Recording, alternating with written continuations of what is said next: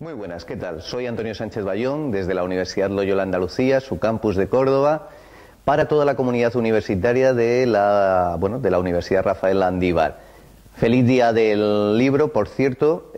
pues hoy conmemoramos el fallecimiento en nuestra República de las Letras de grandes autores como Cervantes, Garcilaso, etcétera, etcétera. El caso es que es un verdadero honor que hayan querido contar con mi monografía Humanismo Iberoamericano para iniciar una colección de pensamiento crítico que creo que hoy en día es de lo más importante, disponer de la misma como plataforma para el diálogo, para la reflexión, para lanzar ideas que ayuden a mejorar la opinión pública. Quisiera, antes de nada, comenzar con una serie de agradecimientos, en especial al profesor doctor Gustavo García Font, director de Cara Parents, quien pues no solamente ha avalado esta obra, sino otra que está en prensa actualmente, que son las nuevas cartografías de la globalización. Igualmente quisiera agradecer a la profesora doctora Marta Montero, directora de Derecho de la Universidad Loyola Andalucía, quien, a su vez ha apoyado esta obra que hoy presentamos con el prólogo. Y sobre todo, pues a todos ustedes por asistir a esta presentación hoy, y quedo ya desde este momento a su disposición para cualquier comentario que me quieran hacer llegar. Como les digo, pues esta es una obra, el humanismo iberoamericano para la globalización, que lo que pretende, o mejor dicho, una guía para transitar la globalización, lo que pretende es introducir una serie de reflexiones críticas que nos ayuden a despertar de la situación quizás de letargo en la que nos encontramos, con un sentimiento quizás de malestar, y de ese modo, cuando despertemos, pues entre todos podamos contribuir ni más ni menos que a rehumanizar, resocializar la globalización. Si me lo permiten, en esta presentación del humanismo iberoamericano, claves para transitar la globalización, no pretendo desentrañarles todo el libro, sino aportarles una serie de claves donde, pues quizás estén aquellas reflexiones más atractivas para engancharles a la lectura, y así, pues pueda haber un futuro debate, que sería lo deseable. Eso sí, me van a permitir que les cuente previamente lo que son, cómo surge este libro, su intrahistoria. Hay que remontarse al exilio del 2010. Sí, digo exilio porque resulta que por aquel entonces, acababa de terminar de enterrar la disciplina filosofía política. ¿Quién necesita hoy enseñar a reflexionar sobre el poder y el gobierno en plena crisis? No debe ser que los ciudadanos sepamos exigir responsabilidades, ¿no?, a nuestros respectivos gobiernos. El caso es que había terminado de impartir la asignatura, no comenzaba a trabajar en mi otra nueva universidad hasta el otoño, y unos compañeros de Baylor University, en concreto del programa de estudios latinoamericanos, su directora, la profesora doctora Lili Sousa, me invitó a hacer una estancia de investigación allí en su universidad, que fue de lo más productiva, por cierto. Y es en ese momento cuando arranca, ¿no?, toda esta aventura de pensamiento. Más que nada porque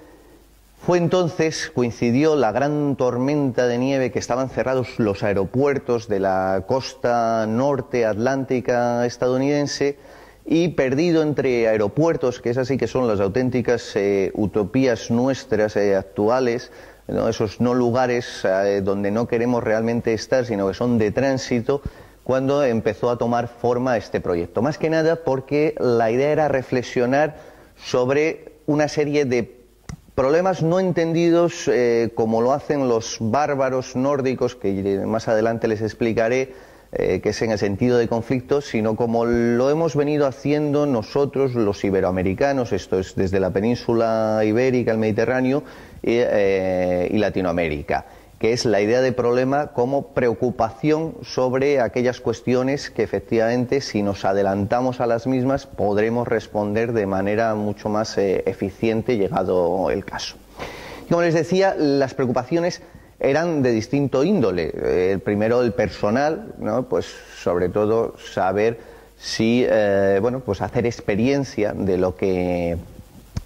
venía siendo mi trayectoria profesional, personal y sobre todo pues cómo reorientarla, ¿no? En esos momentos. A su vez, no solamente ver si era un problema personal, sino que también era un problema generacional, si esto afectaba a otras personas que, como yo, bueno, pues quizás se encontraban en esa situación de incertidumbre, ¿no? De eso que se ha llamado la sociedad flexible, líquida, de riesgo. Bueno, todo esto se recoge en el libro, como les comento. Y a su vez, también el problema no solamente personal, generacional, sino también universitario, qué es lo que había pasado con todo nuestro auténtico conocimiento, nuestro humanismo, que nos ayudó en otros momentos para transitar en momentos de cambio como el que estamos viviendo, ¿no? En esos momentos que estamos pasando del final de una época dominada por el Estado-Nación a ese tránsito hacia la aldea global. Pues bien, si se contó con el humanismo cuando se hizo el salto al nuevo mundo, hoy en día creo que tenemos la misión también de recuperarlo. Y eso, por eso me preocupaba, digo, en la universidad, ¿qué es lo que estamos haciendo mal para que en cambio lo predominante, lo que estamos viendo es un cientificismo y una burbuja cientificista? Lo que quiere decir esto es sencillamente que en vez de enseñar a nuestros alumnos a no solamente formarse en habilidades destrezas y valores, y a enseñarles a reflexionar críticamente y, cómo no, instruirles, transmitirles ese humanismo del que hablaba antes, en cambio parece ser que lo que prima es una suerte de combinación, de hibridación entre lo que es la técnica que sustituye a la ciencia ayudada por la ideología, y de ahí pues esa burbuja de las que, bueno, pues hemos estado oyendo en los noticiarios últimamente, pues burbujas inmobiliarias, financieras, pues también en la ciencia. Por tanto, recuperar el sentido y de ese modo pues llegar al último de los problemas que quería tratar de hilar también, que es ¿qué es ser iberoamericano hoy en día? Esto es, sobre todo, como una alternativa al modelo dominante que nos ha llevado a la situación actual. ¿De acuerdo? Bueno, pues para poder dotar de sentido todo esto, la obra fue pensada como una especie de diálogo con el lector, por el cual se presentaba para iniciar un viaje de descubrimiento, de despertar juntos. De ese modo, lo primero que se acomete en el capítulo 1 es las presentaciones respectivas, quién era el interlocutor, esto es servidor, y por qué invitaba a hacer este viaje en busca de los oasis, ¿no?, como puntos de conexión en la globalización. Esto es, dónde acudir para tomar energías y saber orientarse, saberse guiar. Para dar cabida a todos estos problemas que les he planteado, ¿no?, tanto el personal, el generacional, el universitario y el iberoamericano, el libro se articuló, ¿no?, con 4 capítulos y un epílogo. La idea era, desde el primer capítulo, pues presentarles a su interlocutor alguien con inquietudes, con deseo de compartir las mismas, con aquellos que a su vez pues se sintieran, como se explica en el libro, imbuidos en ese malestar social, puesto que hemos llegado a crear un sistema el cual pues queríamos que nos asegurara atributos personales como la libertad, la igualdad, la justicia, y en cambio, al dotar de todos estos atributos al sistema, nos hemos quedado nosotros vacíos, nos hemos quedado enajenados, totalmente extrañados, confundidos, y es el sistema el que se nos ha impuesto a nosotros y nos va marcando pues los ritmos vitales, qué es lo que tenemos que hacer en cada momento. De ahí el miedo a criticar el sistema, a ir contra el sistema, puesto que haciendo eso pues nos quedaríamos al margen, y eso provoca efectivamente pues cierto vértigo, pero en cambio es necesario, porque de otro modo nos están viviendo la vida. Por eso les decía que A partir de esta excusa, pues efectivamente ver si hay más gente en esa situación y sobre todo empiezo a crear un sujeto común, ¿no? Una identidad común, como es la generacional, la de los odiseos de la globalización. Esto es, se trata de aquella generación que está entre el baby boom de los años 60, incluso 70 según ciertas zonas, y la nueva de los emo skin, que son altamente tecnológicos, ¿no? Si los unos eran ideológicos, los otros tecnológicos, hay una generación que nace un poquito antes del boom de la globalización de los años 90, por lo tanto estamos hablando de finales de los 70 y los 80, que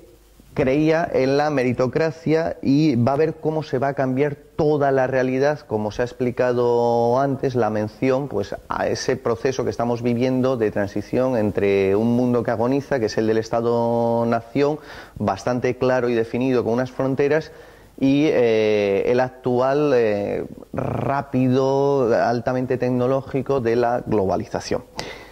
Pues bien, se hace un ejercicio de reflexión, una identificación de cuáles son los problemas que atañen a este grupo de población, y de ese modo se llega en los siguientes capítulos, sobre todo 3 y 4, a un diagnóstico. A un diagnóstico por el cual, pues como les comentaba, estamos abandonando el auténtico conocimiento que nos ayudaba pues a perfeccionarnos como personas y a contribuir al bien común, para hacerlo también como objeto de consumo, ¿no? Y de ese modo pues se acentúa ese malestar y sobre todo esa enajenación personal que sufrimos. Entonces, frente a esto, pues sencillamente lo que se hace es una serie de preguntas para ir respondiendo, ¿no? Invitando al lector a que efectivamente pues pueda en ese sentido ir reflexionando, ir desarrollando su propio pensamiento, y entre las provocaciones que se le lanza al lector están pues ya más de índole, no solamente pues lo que les he dicho de las tradiciones en la universidad, sino al propio iberoamericano. Ahora ya me van a permitir entonces que profundice en algo muy importante, una de las ideas clave del libro, que es la siguiente. Fíjense, resulta que la cultura, el auténtico conocimiento nace en Occidente, en el Mediterráneo, y de ahí se expande al resto de Europa continental, llegará a Britania, ¿no? A las islas occidentales, pero es en el Mediterráneo. Y en esta cuna de civilizados se extiende, se da el salto y se alcanzan cuotas muchísimo mayores y sublimes en América, sobre todo en lo que hoy es Latinoamérica. Y en cambio resulta que por una inversión que se da en un momento dado, en este periodo dominado por el Estado-nación a partir del XIX y hasta finales del siglo XX, en la cual resulta que los antiguos bárbaros, los nórdicos y anglosajones, solamente preocupados por el éxito y el beneficio, y que la cultura ha calado poco, de ahí que estén tan obsesionados con el negocio, en cambio estos pasan a ser, por su preocupación tecnológica y práctica, a ser los nuevos civilizados, y los mediterráneos y los latinoamericanos pasan a ser los nuevos bárbaros. Y por tanto se desprecia algo que en nuestras culturas se le ha dado mucha importancia, que es al ocio. Pero el ocio no como lo entienden estos bárbaros de espectáculo y entretenimiento, sino como fórmula justamente de humanizar y socializar. ¿De acuerdo? Esto es frente al negocio, que es nec otium, es pues justamente el rechazo del ocio. Nosotros defendemos y postulamos, porque lo que no es normal es que hoy en día resulta que los antiguos civilizados nos consideran a los mediterráneos los pigs de Europa, y a los latinoamericanos se les considere tercermundistas, que es la terminología que se maneja durante la Guerra Fría para los países recién descolonizados y nacidos, cuando los países latinoamericanos ya eran repúblicas soberanas en el siglo XIX. Luego, ¿qué ha pasado para que se dé tal confusión? Pues ni más ni menos que lo siguiente. Nosotros hemos renunciado a toda nuestra cultura, a nuestro humanismo hispánico, y por tanto, en esa renuncia, en esa enajenación que antes se aludía, hemos aceptado nuevas etiquetas que nos han puesto aquellos que se han encumbrado como nuevos civilizados, los nórdicos y anglosajones. Y por tanto, claro, así se entiende, ¿no?, pues otra provocación que se lanza en el libro, que hasta principios del siglo XX, ¿no?, uno veía pues la televisión en Estados Unidos y un show que tenía un éxito espectacular, como era I Love Lucy, ¿no?, del año 51 al 57, una de las series de televisión más vistas en todo Estados Unidos y en buena parte del mundo. El latinoamericano, el marido de Lucy, Ricky Ricardo, era todo un dandy, todo un señor. Pues cómo hemos pasado de ese estereotipo a el que se empieza a generar y a exportar desde los años 80 y sobre todo ya en los 90, de la espalda mojada, del gángster. Cómo se ha dado esa inversión cultural, ese cambio de percepción. Y vuelvo otra vez a lo mismo, lo que ha ocurrido es que los primeros que hemos aceptado esos estereotipos hemos sido nosotros mismos, rechazando nuestra función, que era una función pues crítica, era una función que lo que pretendía era trascender, ¿no? De ahí que, pues por ejemplo, volviendo al problema de la universidad, qué importantes eran justamente los Studia Humanitatis,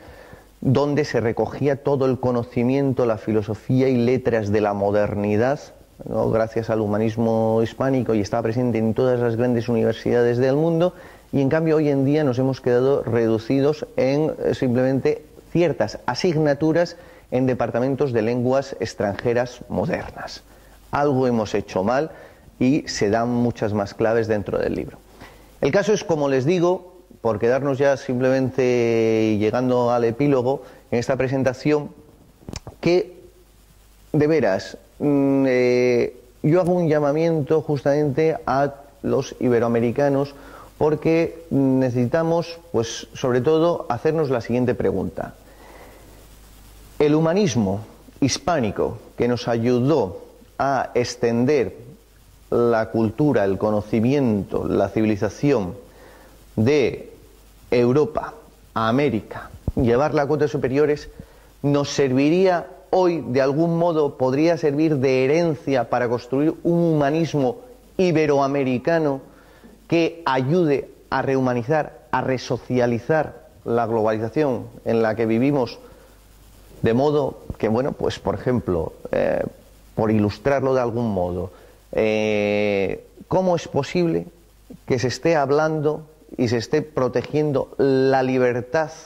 ¿no?, o sea, que se esté dando mayores garantías jurídicas a bienes, productos y servicios que deberíamos disfrutar nosotros las personas, y en cambio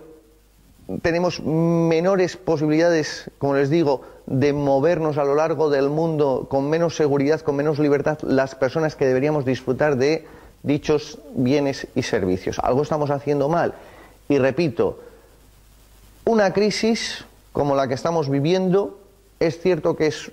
un tanto singular, porque se está prolongando no solamente en el espacio, esto es, alcanza todo el planeta, no solamente en el tiempo, va más allá, se remonta inicialmente a los años 60 en términos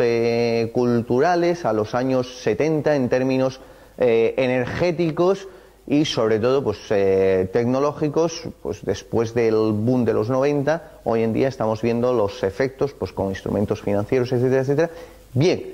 pues frente a esta crisis, que además, vuelvo a decir, se diferencia de otras anteriores, que no nace por razones negativas, como ha podido ser catástrofes, malas decisiones de gobernantes, sino por un ansia de desarrollo, por tanto, de querer alcanzar las máximas cuotas de bienestar. Y pues también podríamos decir que es especial esta crisis, ¿no?, de global, ya les digo, no solamente por razones espaciales, por razones temporales, sino materiales, alcanza a distintas facetas, como les digo, éticas, morales, jurídicas, económicas. Pues bien, tomémosla realmente como oportunidad para revisar, para hacer experiencia, como les decía, que era el origen justamente de este libro, en el cual, bueno, pues a mí me ha servido para hacer experiencia personal, pero también intergeneracional, ¿no? Para saber cuál es mi generación y realmente si tenemos un proyecto solidario, esto es, toda generación, si reivindica el poder, que no le llegue simplemente por razones biológicas, porque sea fuerza productiva en el momento, sino que se haga el esfuerzo de saber qué se tiene en común y sobre todo cuál es ese proyecto, qué es lo que se quiere hacer, el poder para qué. Bueno, pues cuál es ese proyecto y sobre todo que sean unas relaciones pacíficas y bueno, pues benignas entre generaciones, la que deja el poder y la que vendrá más tarde, por tanto que haya un traspaso pacífico del poder. Y la idea es también mejorar el conocimiento que disponemos, esto es, que no caigamos en trampas actuales, que no nos explote esa burbuja cientificista de la que hablaba, donde se ha falsificado el auténtico conocimiento que debería llegar y estar a disposición de todos, puesto que todos tenemos esa capacidad, estamos, como decían los clásicos antiguos, entre las bestias y los dioses. Las bestias no necesitan hacerse preguntas, los dioses tampoco, porque lo saben todo. El hombre es el único llamado a preguntarse, a mejorar. Pues eso es lo que tenemos que intentar, más que nada para de ese modo se conformará por sí sola la comunidad iberoamericana y se verá ese papel, en el que, vuelvo a decir, el iberoamericano tiene hoy mucho que decir, puesto que somos mucho más críticos, más creativos, y si tomamos la herencia de lo que ha sido el humanismo hispánico, podemos generar un humanismo iberoamericano que ayude a toda la humanidad. Bueno, pues sin más, para poder concluir esta presentación, de nuevo, gracias por su atención, gracias de nuevo a mi buen amigo, el profesor Gustavo García Font, y quedo a su entera disposición a través, como les digo, del profesor García Font, pues pueden hacerme llegar toda cuestión que estaré encantado de contestar. Y, bueno, pues ya que cara parens, ¿no? Como se decía antes, nihil ostat imprimatur, pues ya disponemos del libro Humanismo Iberoamericano, guía para transitar la globalización. Así que bueno, pues espero sus reacciones y muchísimas gracias. Me despido desde Córdoba, desde la Universidad Loyola Andalucía. Gracias a todos.